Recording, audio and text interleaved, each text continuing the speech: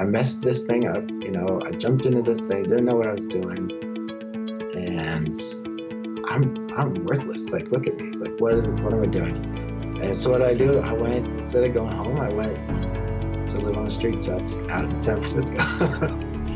Welcome to Voices of Deconversion. We share the inspirational stories of deconversion told by former Christians who are now atheist or agnostic. Our stories remind us we're in it together. They encourage us as we discover who we are and help us to embrace who we become. Now here's Steve with today's guest.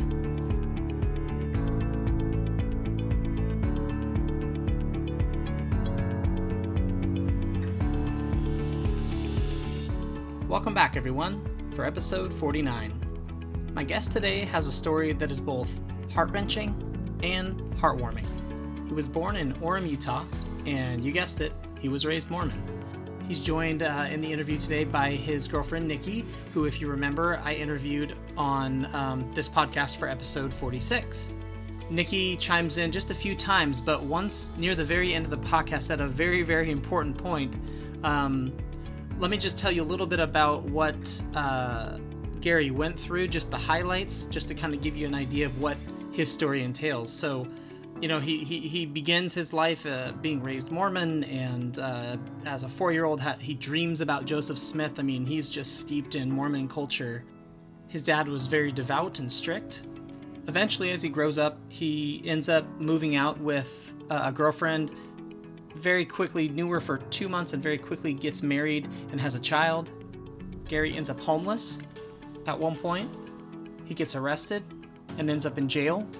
And when he reaches out to his parents in his moment of greatest need, he's pretty much told that life is hard, and he gets very little sympathy from them. Around that same time, he gets a call about his best friend, and the news isn't good. He's come through a lot, and it was just so awesome to hear how he came through it and where he's at today. And at the end of the interview, when Nikki chimes in to remind us of something, it's regarding Gary's son, and it was very important to his story, and I couldn't believe that I completely forgot to ask him about it. So stay tuned for how that part of his story developed as well. He's a wonderful guy with a truly inspirational story. Here's my talk with Gary Hogue. All right, well, I am happy to welcome Gary Hogue to the podcast today. Gary, thanks so much for joining me. Hey, thank you. Yeah. So do you identify as an atheist, agnostic, or is there another term that you prefer to use if people ask you, if it comes up? I identify as atheist, definitely, but I don't really care about the label a whole lot, right? I'll answer atheist for sure. Mm-hmm. But I love ideas like God is inside of you, or like I like putting God into like certain things that might motivate me anyway, even though I don't believe in God. Yeah. So No, it's kind of this like a secular spirituality or sort of. I guess so, yeah. Yeah, I still use it for whatever reason. Yeah, that's cool. Yeah. Well, tell me a little bit about your background. So growing up, how did Christianity influence your childhood? It was, all right. So it was a major influence. I was born in Orem, Utah, which is right outside of Brigham Young University. The population to this day is still 98% Mormons, I believe. Wow. Yeah, it's very concentrated. So from some of my earliest memories actually are I think I was 4 years old, sitting with my parents. We're doing family home evening, which is a Monday night thing where you get together as a family and do stuff that kind of like brings you together and reminds you about your religion somehow. Okay. Right? And that's on Monday nights. That's a Monday night thing. That's a very Mormon sort of thing, right? All right. So I'm like 4 years old, and they're talking about Joseph Smith. He's the guy that started the whole religion. And his whole story is he's like 14 and he wants to know which church to join. So he goes into the woods and he kneels down to pray. So they're telling me the whole story, and supposedly like God shows himself to him and Jesus is with them. And he's like, don't join any church. We want you to start a church. So I get the whole story, and that night I go to bed and I have a dream about it, right? Like, so I'm like, I wake up and I'm excited. I'm like, I dreamed about Joseph Smith last night, and my parents are celebrating. They're just like, yes, this is a sign. Right, all this stuff, right? So that stayed for quite a while. Yeah. So Um, how old were you when that happened? I was like 4. Okay, so you're little and it's really making an Yeah, impression on you, it, clearly. Okay. absolutely. And church is a huge part of life there, especially. So you're 3-hour blocks on Sundays. There's all kinds of things that people get together for during the week. Um, there's like home teaching where people go visit each other in their homes and share little messages. Mm-hmm. Prayer is major, right? Like wake up and pray, read your scriptures, pray over your food, maybe pray again before you go out the door. Just like, so it's very heavy. It's a heavy part of the lifestyle. Yeah, really big deal. And it sounds like, I mean, I'm thinking about the Mormons I know and what I hear about Mormons, and something that's always really emphasized is their family focus. Like Yes. their, I mean, just hearing you talk about like having a family home evening night and then having, several hours on Sundays and people going to each other's homes and basically Yeah. fellowshipping and, becoming better friends. And of course, probably, in a religious context, deep things are talked about. So people really bond. And, it seems like the Mormons get that. They're good at that. Oh yeah, it's a huge piece, and if you don't do it, you're kind of shamed for not doing it. For Right? not being more involved, you mean, like in Yeah, things yeah. like that? It's like cultural shaming that goes on in terms of how active are you, and I don't know. It's just Yeah. it's a weird thing. So everybody's kind of like, all right, we're in this together, sort of. So this dream that But the you family had, thing's real. yeah. So this dream that you had, was that kind of the beginning of you taking your faith seriously, or was that just a moment you remember that was kind of a big deal? Yeah, that's my one of like my first moments where I really remember the religion being an influence, Yeah. where I was like getting into it, going, okay, cool. That's You cool. have Sunday school, and you learn that Jesus loves the little children.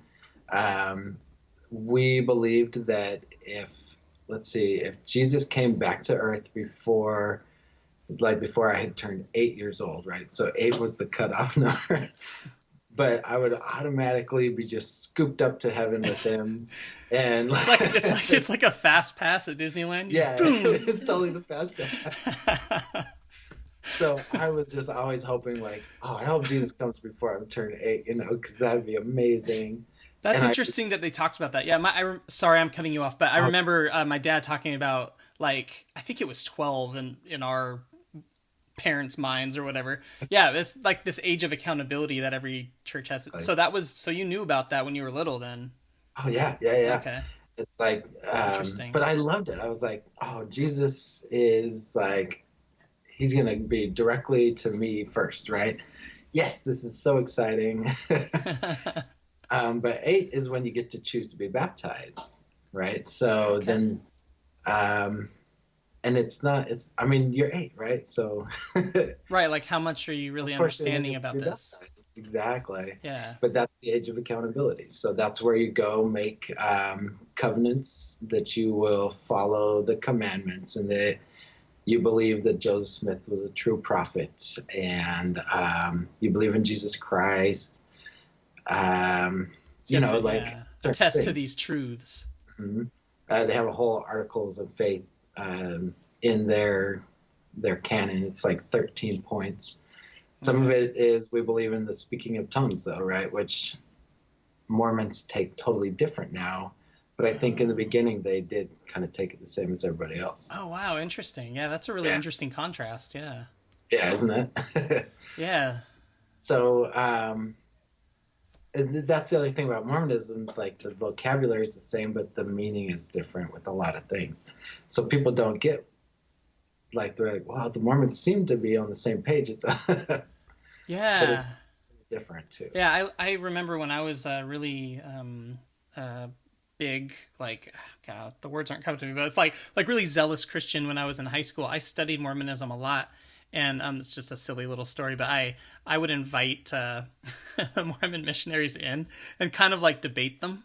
Like, because Yeah, I was reading of my course. Christian apologetics book and I was ready. Mhm. I knew about all of well, I didn't know about everything, but I felt like I was ready to kind of have that discussion. And you're right. There's so many terms that are similar. Mhm. Even just like who they think God is. Like they would say, yeah, God is God, but conservative Christians would view God as just spirit. But Mhm. the Mormon God, wasn't he like, he used to be a man, right? Yes, and they Yeah. believe that we could all become gods. Like if you follow the straight and narrow path to heaven and you do all these things, then yes, Yeah. that's part of the reward in heaven. Okay. Well, tell me how your faith kind of developed as you grew older. So you got baptized, and I that got was probably a big baptized. moment. Yeah. Um, and then, so I guess, I don't know, for me, I had a different element going on too. My father is extremely strict in his views, right? He's very devout Mormon. Okay. And the other thing is he's got a horrible temper, right? So I was always at odds with things because I was afraid of my dad as a little kid, and there were too many moments where I wanted to be opposite. I didn't want to be that guy. Mm. So my faith, I don't know. I always believed in Jesus, for quite a long time. I held on to that for until my 20s. Yeah.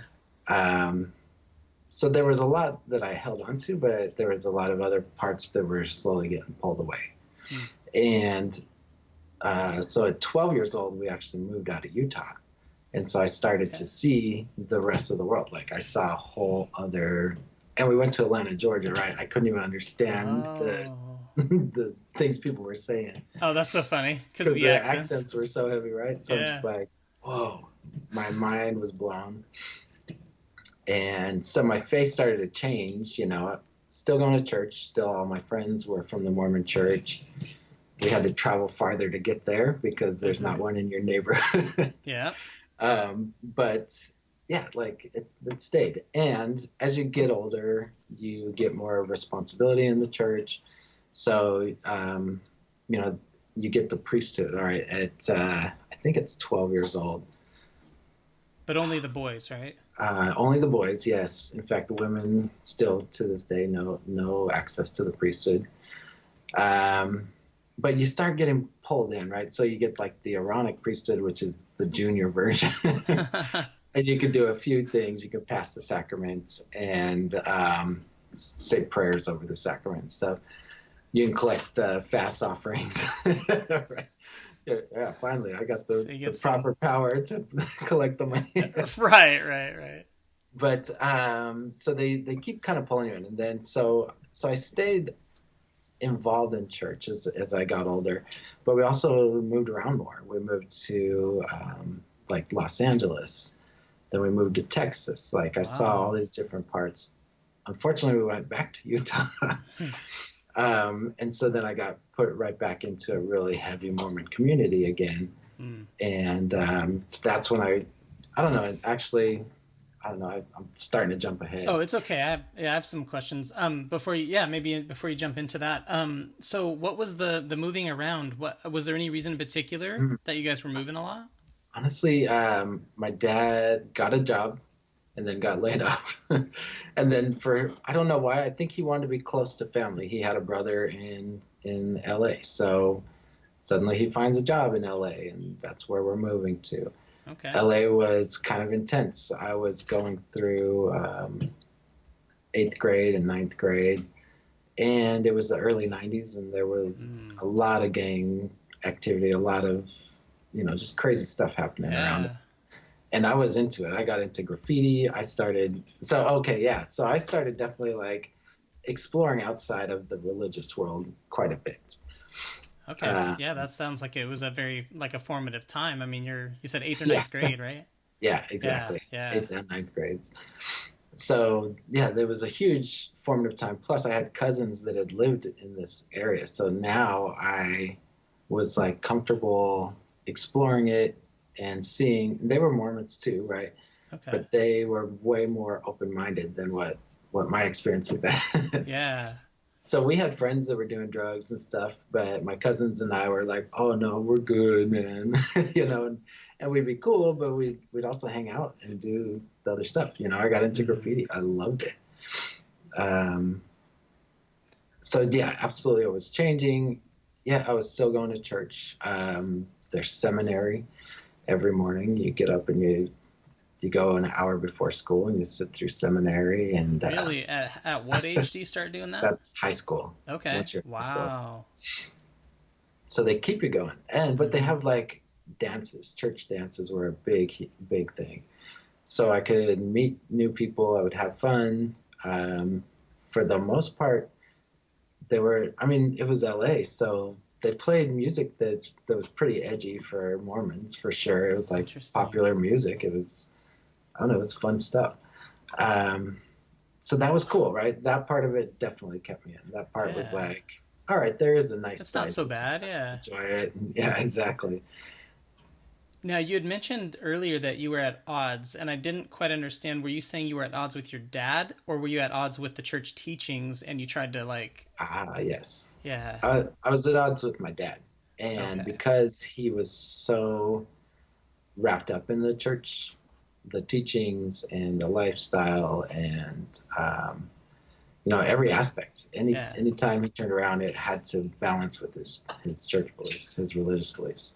You were, so was it like normal, like teenage adversity, or not adversity, just like kind of teenagers get kind of independent and they want to go against what their parents say in general. Do you think it was just kind of that phase in your life, or was there something else that kind of made you resist some of these religious teachings that your dad was so into? I think, a lot of it was the kind of the rebellious kid in me was Yeah. like, no, I'm going to do something else. But I also, I don't know, my dad's temper was so bad sometimes that I just didn't want to be anything like him. Yeah. Right. And so I would, unconsciously but consciously do things that were opposite of what I thought he would do. Mm-hmm. And that was just part of how I was kind of navigating the world around me. Yeah, yeah, makes sense. So you were in LA for a time. You were hanging out with some cousins, getting into like hanging out with what Mormons would call the bad crowd. You weren't totally like engaging in everything that those guys were doing, but you were kind of in that group. But you were also Yes. kind of balancing your Mormon beliefs with that. And there's Yes. some good things about the church. And so where did it go from there? Yeah. So actually, around this time, one of my uncles, my whole dad's family is very devout Mormons, actually. But I think my dad was the most extreme, and his brothers took longer to really, really get passionate about it or whatever. Mm-hmm. One of his brothers left the church, got divorced, and ran off with some girlfriend and was gone, right? And I think he left for like 2 years. And all of a sudden he came back and he had this story about being in his bed, being surrounded in darkness, and he was paralyzed and he prayed to God and suddenly like everything was lifted. Light, his room was full of light, and he knew that he had to come back to church. Right. Wow. So, That big so conversion there's, story. yeah. So there's all these like layers, I guess, to what's going on. And I'm believing it. I buy into it. I'm like, yeah, all right. But at the same time, I'm not committed to living it. I believed also that you could be forgiven. And so I'm like, all right, I'm going to sin a little bit because I could be forgiven. It's fine. Was it like a calculated thought? Like you actually thought, like, I'll be fine. I'll just ask forgiveness. Exactly. Yeah. That's really funny. And that's how I kind of justified living the lifestyle I want to live, because I'm like, yeah, that's cool to make it to heaven eventually, but like right now I'm gonna sort of enjoy things. And it was too strict for me, honestly. Yeah. Sundays, we weren't allowed to watch TV. We weren't allowed to do very, very much. All these rules, these rules. I was just like, no, I'm gonna have fun. I want to be a kid. Yeah. But let's see. So I stayed like that through high school. But at 19, They pretty much expect Mormon boys to go on a mission. Right? Yeah. This is it's not a requirement, but everybody does it, and it's another cultural expectation. And it's not unspoken; it's spoken. Interesting. It's not a requirement. I thought it was a requirement. it's it's talked about like it's a requirement. Okay. Yeah. You know, so they have general conference twice a year, which is where the whole church is correlated, meaning like every bit of it communicates up to the top. Mm-hmm. And every single time they're talking about the importance of going on a mission, how every boy at 19 should definitely go and should be saving up money so they're prepared to go. And I think it's like $10,000 or something they expect you to save. Whoa. Because you got to support yourself for 2 years. Yeah. Essentially, I don't think you get to choose anything during that time, but Wow. yes. Interesting. And you go out and proselyte and you spend, anyway, I was dreading it. I was like, still thought I was going to go, but I was dreading it. And I'm turning 18 and people are talking about it. And I'm like, yeah, right. I haven't saved any money because I'm just like, if I really am going to go, there's somebody that's going to pay for me. I'm not doing it. Yeah. Kind of dragging your feet, hoping that Absolutely. you can get by without doing Absolutely. it. So 19 comes and everybody's talking about it. And I meet this girl just kind of randomly, and like we get along well, and she moves away to California, and next thing you know, I'm moving to California. Oh, I wow. just take off, and she's like, yeah, come out here. Yeah, I'm living in this spot. I got a bedroom. Just come stay with me here. And I was like, and you were you were almost 18 at that point? I was 19 at this 19. point. Okay, yeah. So you're 19. So this is the time that people are putting a lot of pressure on you, and this is your out. This is how you kind of get away. That's my out. And I take it. I'm like, yep, I'm going. And so I do. I leave. My parents, everybody's telling me, don't do this. This is ridiculous. What are you doing? One of my uncles is like, is this about sex? Are you just because you want to have sex? Like, there's worse things you could do. And I'm like, no, of course that's not what it's about, right? And I leave. So I get out there. She's also a Mormon girl, by the way, but she grew up in Northern California and is a little more relaxed, but she probably is under a lot of the same pressures that I'm under and all this. Mm-hmm. So I get there. She's like a nanny for some family living in their house. Oh. And she didn't tell me all this. Oh, yeah. Surprise. You think you're going out going to have a house with or an apartment with this girl and it's just a two, but turns out no. Like, I don't know exactly how much I knew, but I didn't realize like the real specific situation was like, oh, I'm actually just going to share this bedroom with you in this house with this wow. family. But they're out of town when I get there, and she's like, we're talking, and she's like, let's just go get married. I'm like, all right. Oh, wow. Mormons do this all the time, by the way. Mormons get married very fast because, there should not be any premarital sex, but also the whole goal of everything is to start a family and all this, right? Yeah, that's actually really similar. I don't know what Nikki would say to this, but that's actually really similar to like our kind of upbringing in the evangelical kind of charismatic world. It's very similar. Probably the same, or I don't know, maybe it's more indoctrinated because it's everywhere. Maybe it was everywhere in your church too. But so yeah, to me, it's not that weird to just marry somebody that you barely know, and I think I'd known her for 2 months, but I'd only spent 2 weeks time with her in that amount of time. Wow. Yeah. Yeah, that is pretty amazing. It just the trust, like you're like, okay, so all right.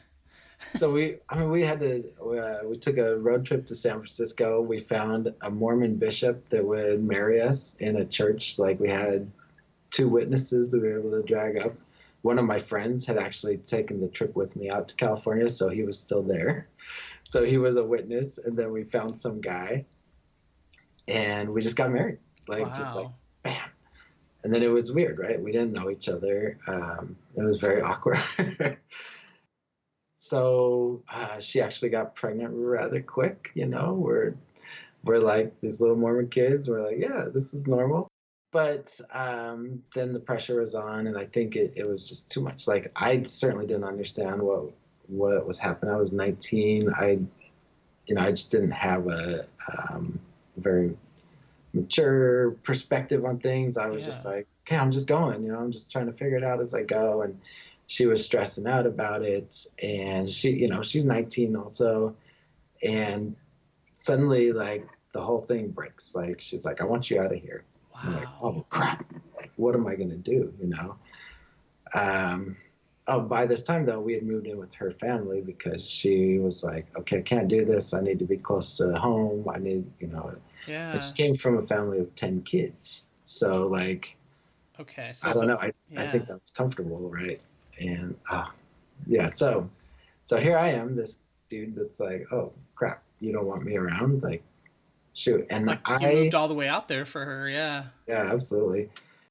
And she was pregnant, and I think at this point she was 3 or 4 months, maybe only 2 or 3 months. Okay, it was early on. Yeah, but I have a really low self-esteem, by the way, too, right? Like, I don't think that I have much worth.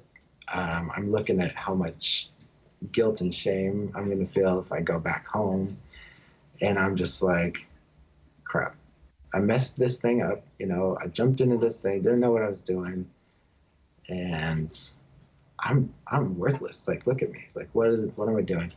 And so what I do, I went, instead of going home, I went to live on the streets out in San Francisco. Wow. So I just took off. I was like, all right, see ya. I had no idea what I was doing. I had a sleeping bag. I had a little backpack with a few clothes, and I had my skateboard. I'm like, all right, figure something out. Yeah. So I did that. I would, like, hang out in the library during the day, try to find jobs and read books. And, like, the library was just nice because I could lock the door in the bathroom and, like, bathe in the sink. Oh, wow. And just, like, kind of, like, put myself together and, like, all right, I'm gonna go find a job. So I think I did reach out to the Mormon church at some point in that, but I think it was after I found somewhere I lived and I had a job. But then I was like, man, like, I should just get in touch with somebody at a church. Yeah. I think this is important. So I did. I went and talked to some bishop, and he's counseling me. Oh, you need to be around your kid and this and that. I'm like, well, I'm saving money, but I'm scared, and she doesn't want me, and I don't know. And he's just like, you got to do it. That's what I'm telling you. So I did. So I'm like, all right, cool. Saved up some money. I think it was like another 3 or 4 months, and I went back out. And so I don't know. So I'm going through all this stuff. Eventually we kind of got back together. That lasted another 6 months, maybe 8. Mm-hmm. And then it was like, I want a divorce. This is terrible. So then now I'm going through a divorce, and I'm depressed, right? I'm like, I still feel like nothing. I feel like a horrible, like, piece of shit. Yeah. Yeah. And I have this job at Kmart, and I'm like letting people take stuff for free. and I don't care. I'm just like, yeah, whatever. Yeah, good. See you later. Goodbye. And it's people I work with too. Like, these guys that work in Little Caesars come over, and they want video games, and they're like, come over and get some pizza. Well, all right. So you guys are making trades, essentially, without the boss knowing. Yeah. But I'm letting other people I know just take stuff out the door. I'm like, whatever. I work in the electronics department, so it's like, back then it was VCR. It's like, yeah, expensive, probably expensive stuff. Yeah. But it was, and of course I got caught. But in that process, I was feeling super guilty, right? I felt really bad, and I'm just like looking at myself like, how do I make this stop? And so I pray. I'm like, please help me stop this. And so I get arrested. And I'm like, oh crap. How did you get arrested?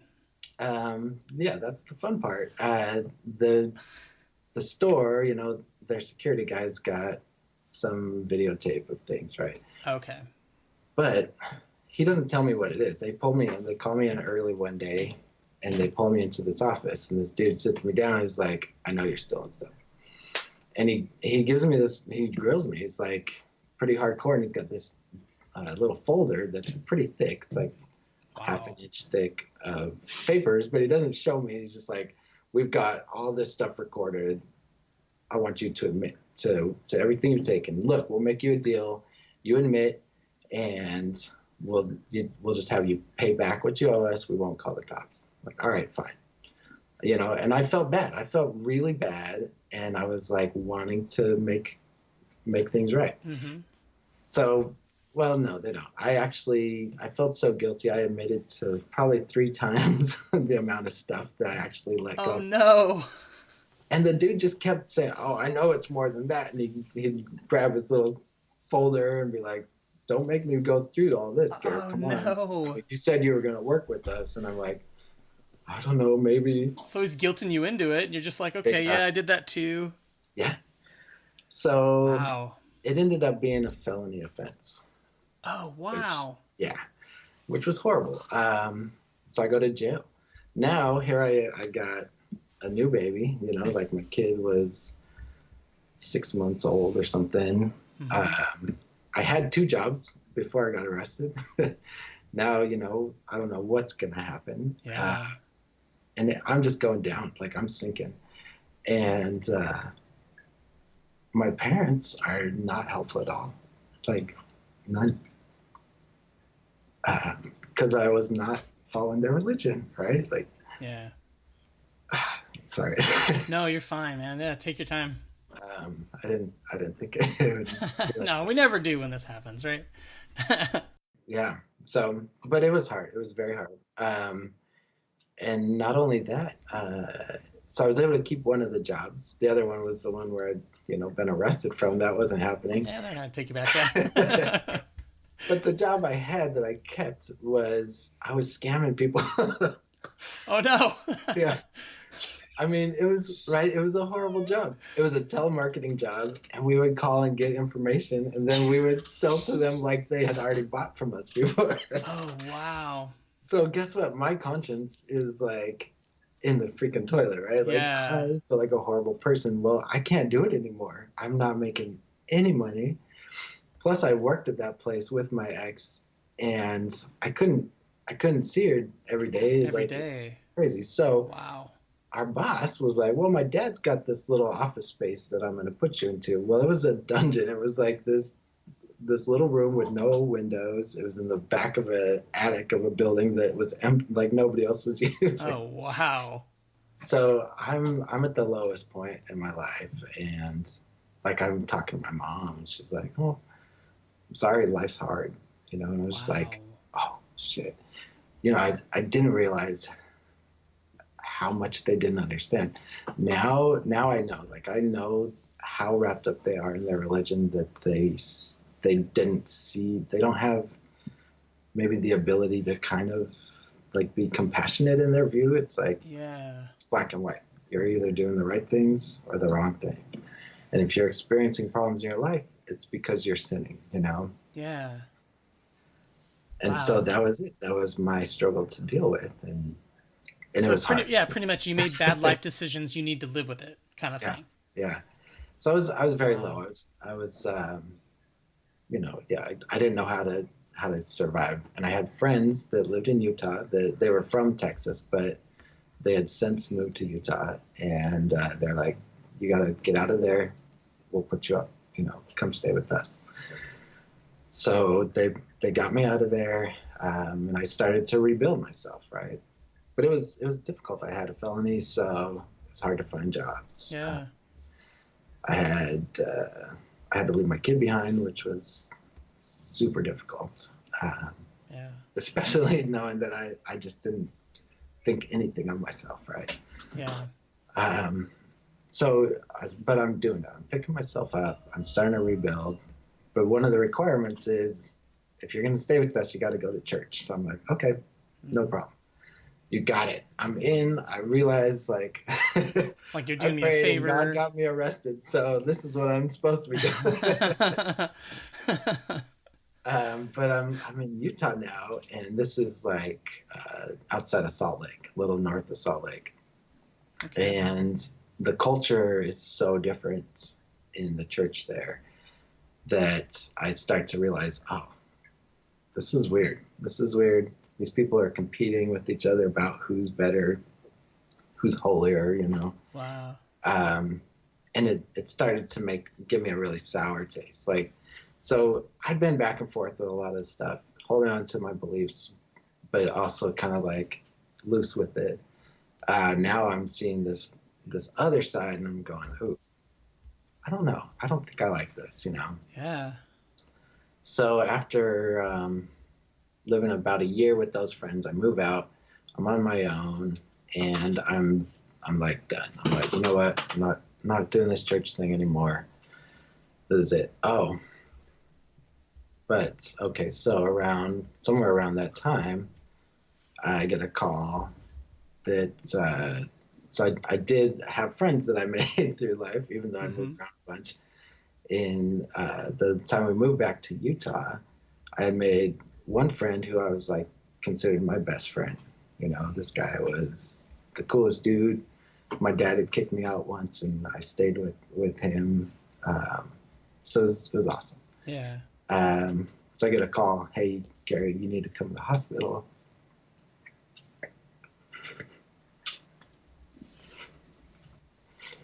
Sorry.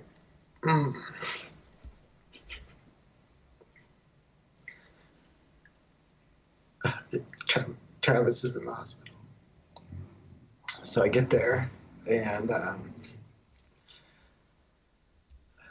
he's on complete life support, and he's not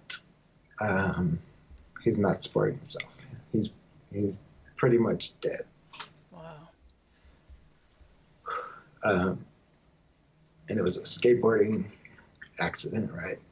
He was drunk, which definitely no good.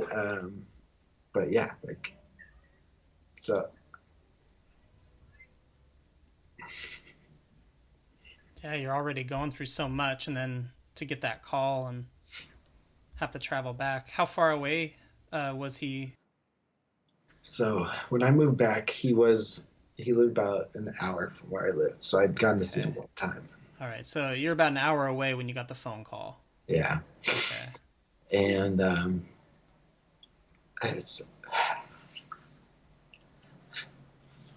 sorry. No, it's okay. The funeral, excuse me. His funeral was on my 23rd birthday. Wow.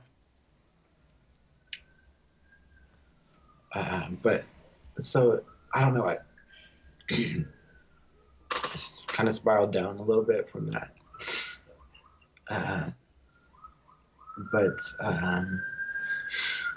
So yeah, so life got weird for a little bit, and the religion stuff didn't, you know, I didn't pay a lot of attention to. But Yeah. So I had a roommate who was a girl that I'd moved in with, and suddenly we started getting romantic. We started dating, and then so I was like, I need to get married to you. So I asked her to marry me. Still had those Mormon values inside. Right. Sounds like. Seriously.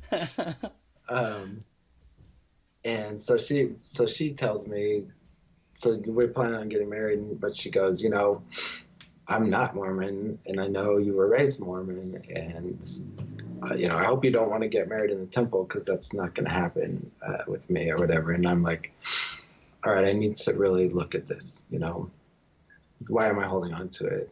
Am I holding on to it? What is it? And so that was my first deconversion, right? So what I did at this point is I looked at it, and I was like, well, where did these beliefs really come from? You know, there's the Book of Mormon, there's the Bible, but all of my concepts of them are from my parents or from the religion. I've explored other religions by talking to friends who were, you know, Baptist, Lutheran, Catholic, whatever.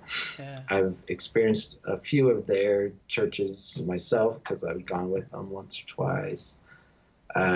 And to me, even though there's plenty of differences, the core stuff is the same. And then I'm like, well, you know, Buddhists are kind of the same too. And you know, like pretty much most of the good stuff out there, it all has the same message. So to me, I went, all right, it's either none of them are right or they're all right or whatever, and it doesn't really matter. And I don't want to do it. Yeah. Was she very religious? She wasn't. Oh, she was not raised with the religion, actually. Like her Okay. mom went to church, but never really took her. So, and she didn't understand religion. She didn't know Bible references at all. Like she didn't. So, That's so so funny that she was like, if you want to like, get married in a temple, it ain't gonna happen. it's not gonna happen. Well, because that's Utah, right? Everybody does that out there, Yeah. and it's talked about because if you're not a Mormon, you can't attend that wedding, and some Yeah. people's family members, like parents, aren't able to go to those temple marriages. Mm-hmm. So it's a big deal in Utah. Wow. Yeah. Well, it's a big deal in Mormonism, I guess. But so yeah, so it took me a little while to sort of deconstruct it, but everything that I was looking at, I felt like, okay, they're close enough to other belief systems that I also think are valuable. Mm-hmm. And the differences are so weird between them, like it's kind of dumb. And so I'm like, I don't believe it. I finally was like, cool, I don't believe it. But I stayed agnostic, actually. So definitely was like, there might be something, but it's not this thing that everybody talks about. Yeah. Not gonna rule it out, but yeah. Yeah, exactly. And it's not the thing they all argue over. So, but at that point, it kind of just got put to bed. It was like, because she wasn't religious, there was no conversations we had around it really at all. In Utah, though, okay, so now I'm living in Utah and I know I'm not Mormon. Mm-hmm. And I'm working jobs where everyone around me is Mormon. They talk all that Mormon stuff. And now I'm like, okay, this is cool. I don't want to hear this crap anymore. I get to tell them I don't believe it and don't share with me. This is actually kind of rad. And so at work, I'm like, oh, nah, yeah, you guys, I don't believe that. Get out of here. And so I started exploring with like the freedom of not having that religion on me. Okay. But of course, my family, I'm still talking to my family, even though I have, it's very strained, I guess, already for me. It's difficult.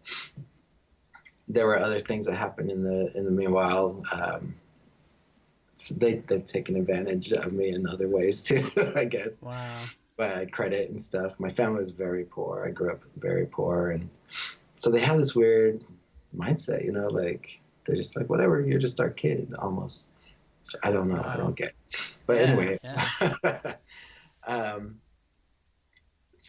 But I would talk to my parents, and it would always be church stuff. That's all they know how to talk about. Mm. And so at one point I said, hey, look, if you want to keep having a relationship with me, we can't do this. I don't want to talk about church, and I can't do it every time that we're chatting. I don't want to do it any of the times, actually. Yeah. And I just kind of dropped an ultimatum on them, and they went, okay, all right, we understand, and that's cool. But we also didn't really talk very much after that either.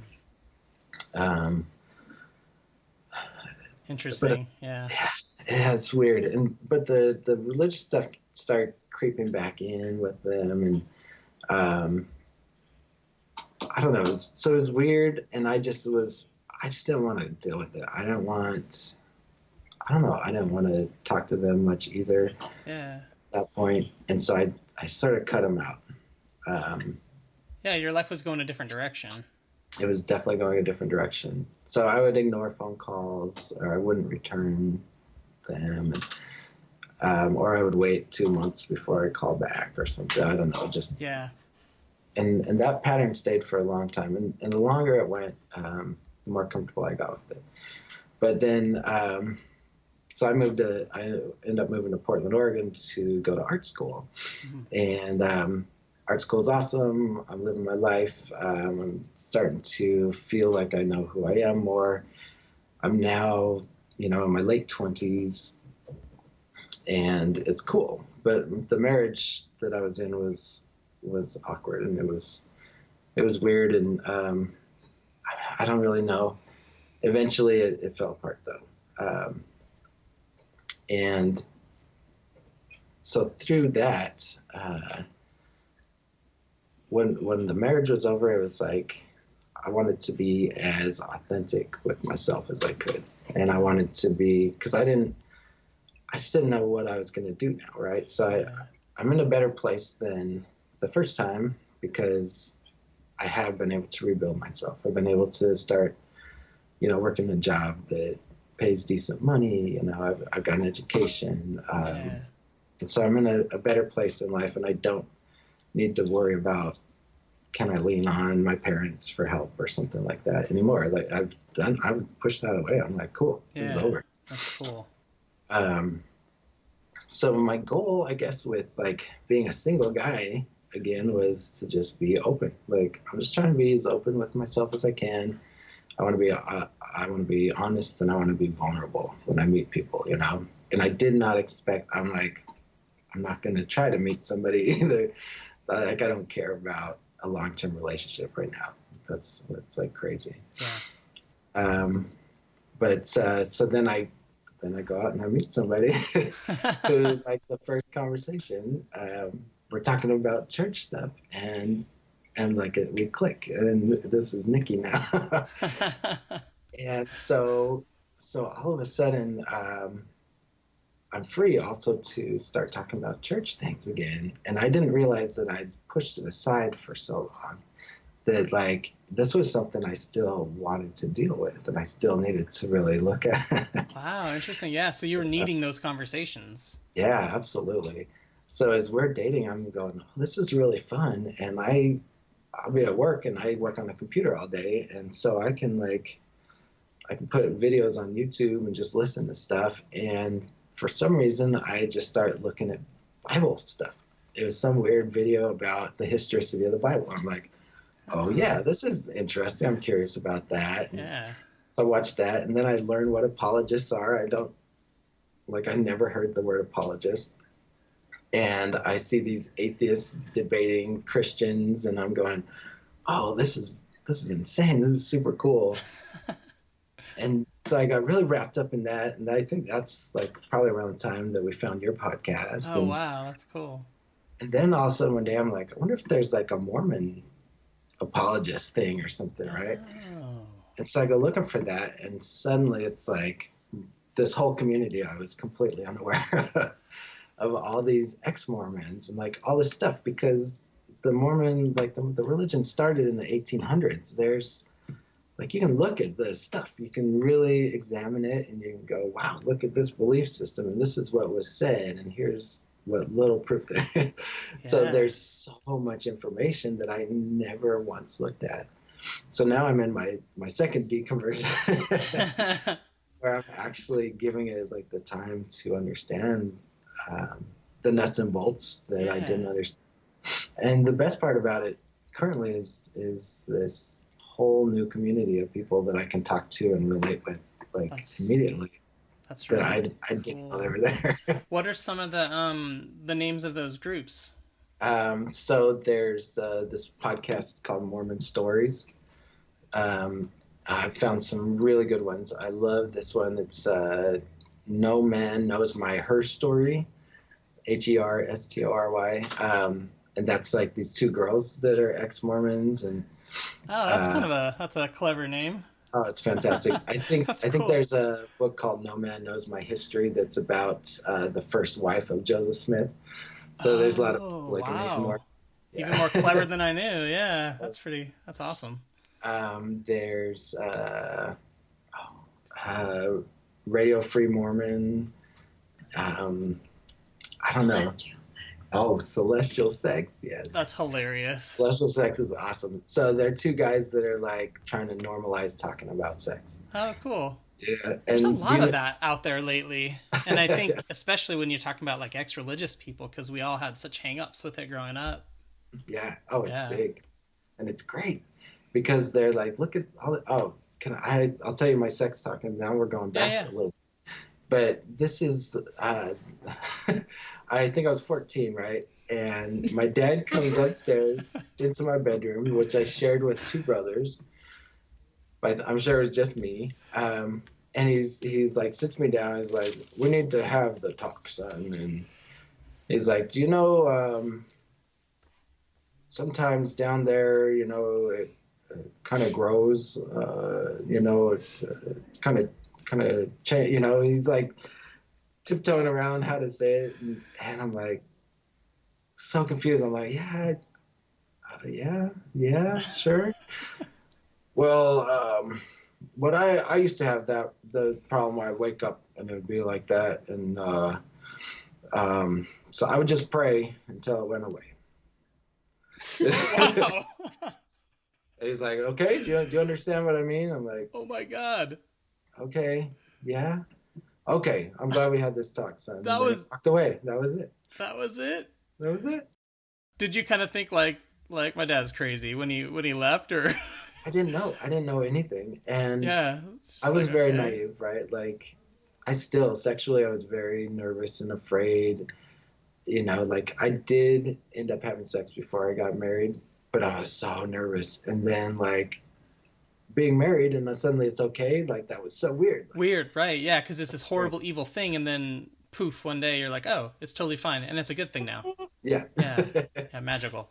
Oh, That's so, that's yeah. hilarious. That's got to be up there with some of the like almost I was gonna say worst sex talks ever, but it's probably one of the weirdest. Like It's like definitely if you get an erection, son, just pray, it goes away. All right, good talk.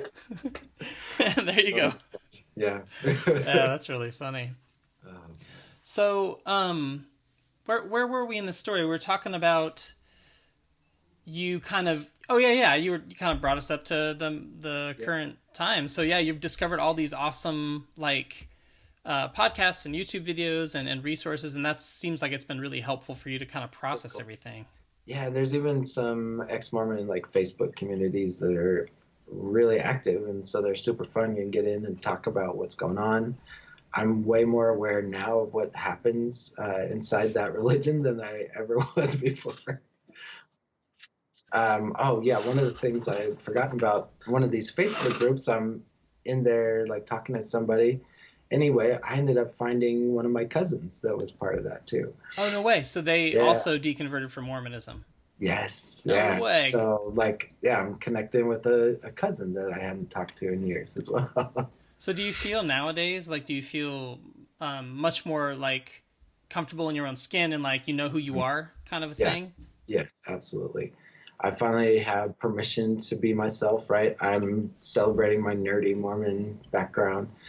I'm going to start doing a web comic or a comic probably. I haven't decided exactly how I'm going to put it out. I'll definitely online either way, but about my life growing up, being a little Mormon kid.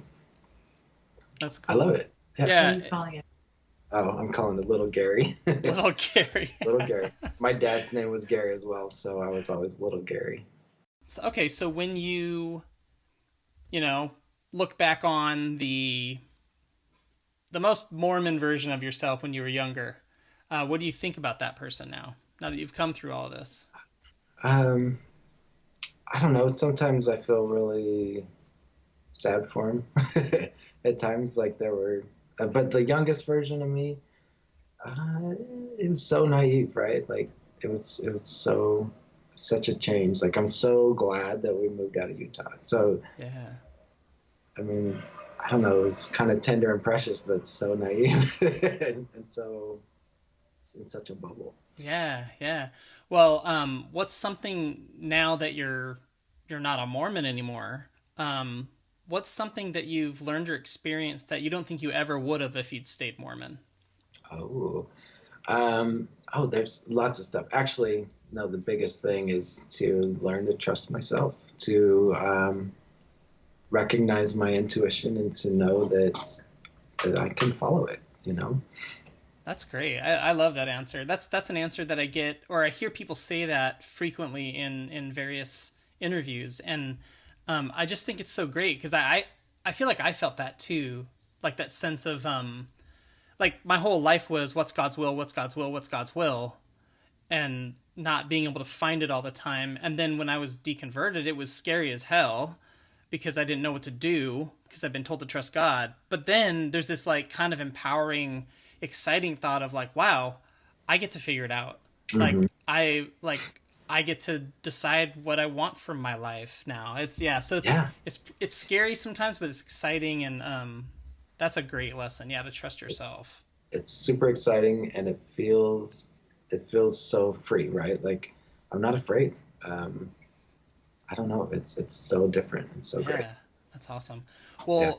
when you again think back to how much you've changed, from being in a very, very strict Mormon home, and Mormonism was such a big part of your life as you grew up and as you grew older, and now you're a very different person in some ways than you were then.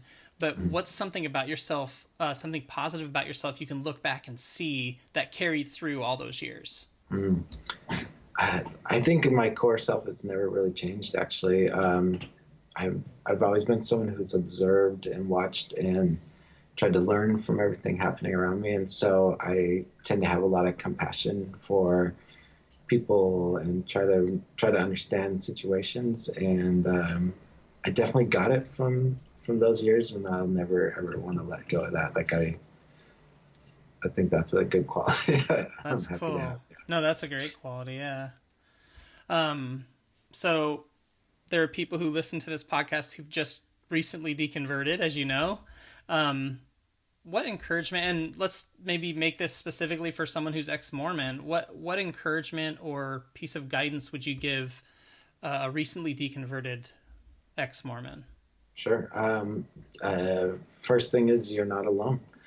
And, I guess just be ready. It's going to not feel good for a little while, but go through it, and it gets so much better on the other side. And you've got a community, so please reach out and talk to people, and go get some therapy. Yeah, that's a big one. That seems to help. Well, it helped me a lot. It helps a lot of people. That's helped me a lot too. That's key. Yeah. Yes. Well, you gave some awesome resources. Were there any others that you wanted to mention? I don't remember any others. Those are the ones I'm on all the time. So. Well, is there anything else that you wanted to mention or discuss that you didn't get a chance to share? You've reconnected with your son. Oh my gosh. Oh my God! I can't believe I didn't ask about that. Thank you, Nikki. Oh my Yeah. goodness. So that oh man, I kind of glossed over. Yeah, That was a very I thought about it a little while ago. I'm like, oh, I should ask what happened with his child. Yeah. yes. So it was very trying. And I'm gonna kind of rewind fast and go quickly through it. But losing my best friend made it that much harder for me to feel confident and reach out to stay really close to my kid. And so my phone calls were less, and things happened. And then when I got married again, I think there was like twice that I actually went to see him and visit him, but there was this whole other thing going on. I'm still dealing with this felony. I've got so much happening, and I'm scared, and so I start to fold and not be trying as hard as I should have, right? And so through that, I'm like, okay, I'm gonna double down and like make an effort here. But by this time, she's remarried, and they want to adopt him so that they can, raise him as their kid, basically.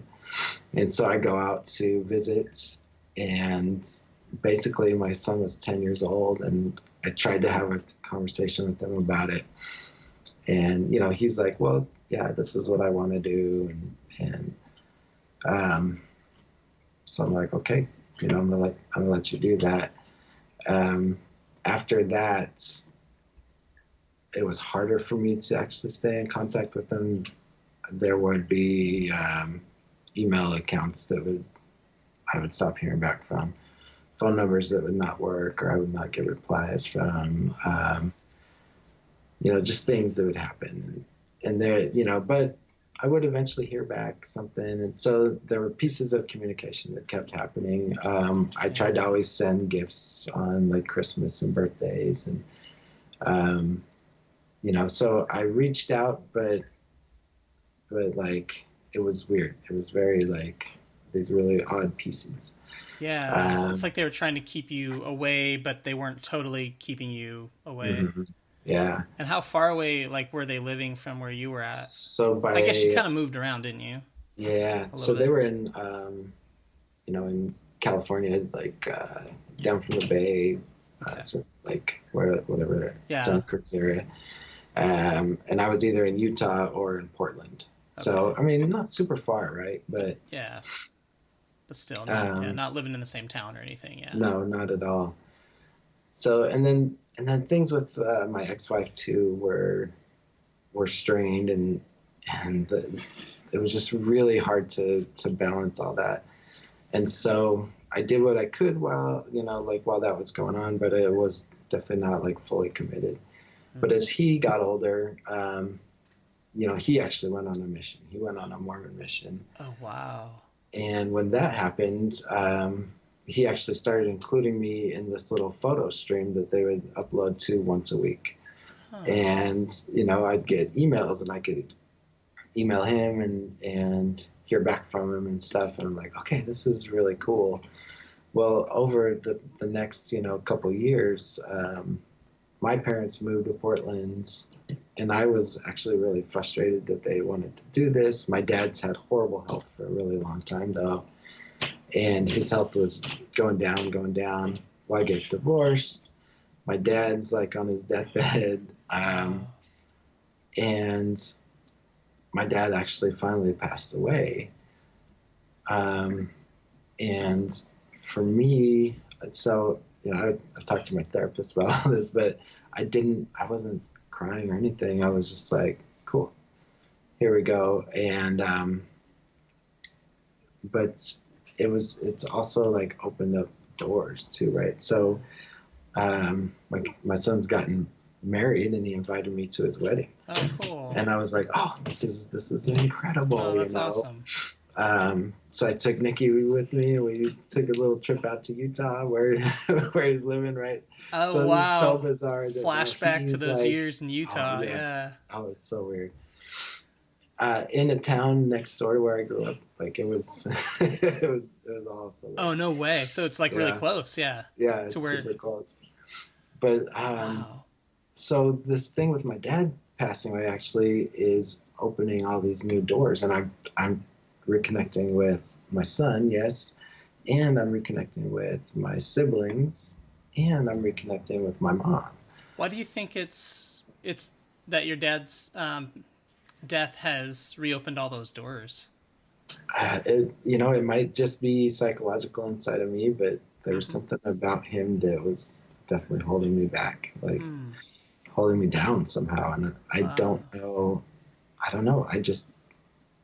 I didn't feel the same like freedom to just be open and be like, hi, hey. And I can talk to them and be like, we can talk about stuff and not be in conflict, and I can express myself. Therapy has helped a lot of that too, right? Yeah. But I can be me around them, and but I just didn't feel that I could do that when he was still alive. Yeah, well, it makes sense though, because I mean, big like imposing figures in our life are really like strong-willed people. Like sometimes can suck all the air out of a room, or they can just they kind of dictate the way people act even when they're not around. Yeah. So. Wow. And maybe I probably would have gotten through it if I kept going through therapy and had more time if he was still around. But that was just amazing. Yeah, well, that's opening things up. Yeah, that's really cool that it did that for you. Yeah. Yeah, that's awesome. And so your son's married now, and you guys stay in contact. Yeah, we're in much better contact now. It's incredible.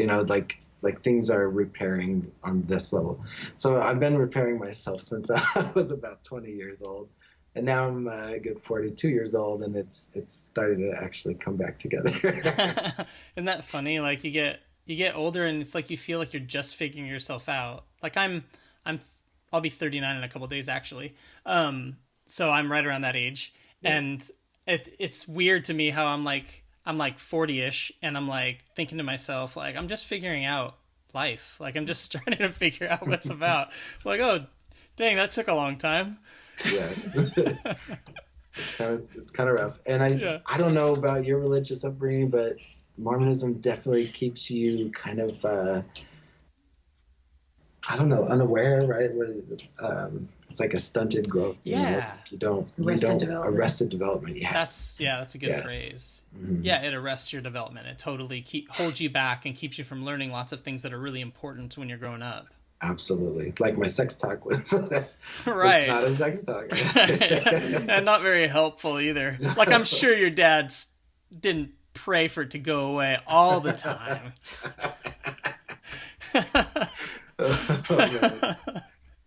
Wow. Yeah. Well, that's a really cool ending. The one other thing I was going to ask. How do you feel about your son being so involved in the Mormon church? It's mixed feelings, but if that's what he wants to do, then right on, it's so funny to me because it's so different, and because we've actually been able to really relate throughout his life on similarities. He rides a skateboard. He's into the music that I like. He's got a lot of the same taste that I have, which is really interesting. That's kind of cool. So it's weird that the religion is the opposite, though. He's like, no, I'm in this, Has he ever expressed to you, I don't know if you guys have had many talks about it, but has he ever expressed to you his opinion of where you're at with religion? We haven't talked about it yet, actually. Yeah. So that's not always something that comes up, in relationships, but yeah.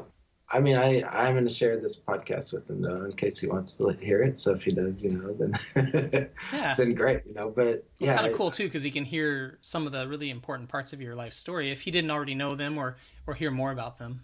Yeah, absolutely. Not being around as much. There's tons of missing information out there, I'm sure. Yeah. And there's a lot I don't know with him too. So yeah. Well, that's awesome. What a happy ending. Yeah, absolutely. Well, if people want to get in touch with you, what's the best way for them to do that? Sure. I just updated my Instagram account to Little Gary Comic, and it's underscore between the three words. So Little Gary Comic on Instagram. I'm going to start. I've started uploading some of the images, and so there's that. Or I don't know. That's Gary at GaryHogue.com.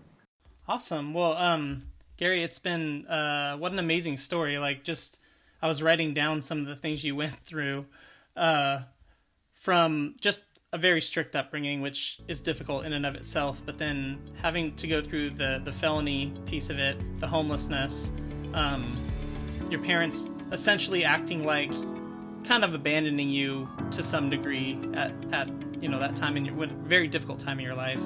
Your friend passes away, a really good friend. You're separated from your kid. Like, you've come through a lot. So, I mean, that's it's pretty awesome that you've made it to this point, and especially since you and your son reconnected. Like, that's really cool. Yeah. Thank you for sharing that story. It was amazing, and I really appreciate you being so open about it too. On a podcast. So. I mean, yeah, why great. Not, right? Like, I want to be vulnerable. I want to be open and honest. So, so there you go.